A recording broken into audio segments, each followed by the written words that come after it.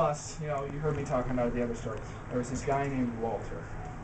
And Walter, he wasn't all there all the time, and he used to sit at the bus stop. I'm gonna borrow your chair here. He used to sit at the bus stop, you know, and I would sit at the same bus stop as Walter. And Walter liked to play the air banjo, but he wasn't very good at it. He was actually really, really bad at it. His version of the air banjo was this.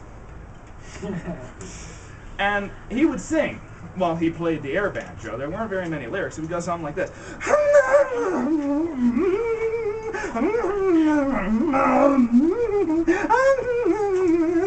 And this would continue for 15 minutes, or however long the bus took to get there. And when the bus would finally arrive, Walter would stand up, and he would go and he'd get on the bus with everybody else.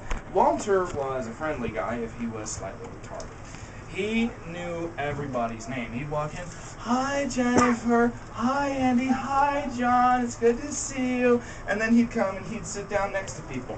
And he would sit down and, see, the thing about Walter is, being the way he was, he had no sense of personal space. So he'd sit right next to you. And he'd go just like this. He'd go, "Hi, how are you today?" And the person sitting next to him would be something like, "Doing good, Walter. Doing great." And it was on one of these occasions when I discovered that Walter worked at Hooters. He sat down next to this girl and he says, "So, my job coach is trying to find me some more hours at my work." And she goes, "That's great, Walter. Where do you work?" "I work at Hooters." And she goes, "That's nice, Walter."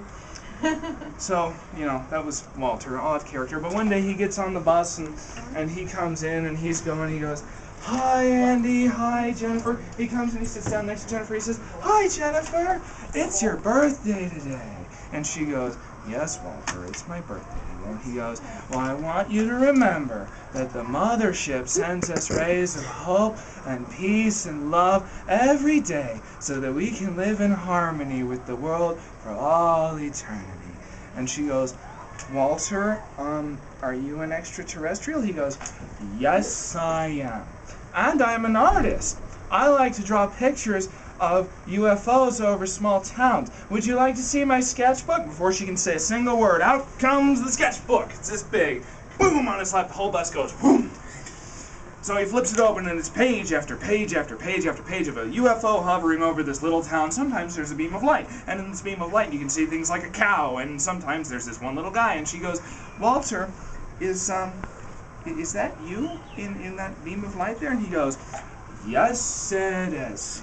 That was when I figured out where I was from. I'm from Saturn, and I'm here to spread a message of peace and love to all the world." That was the story of Walter. Intriguing fellow.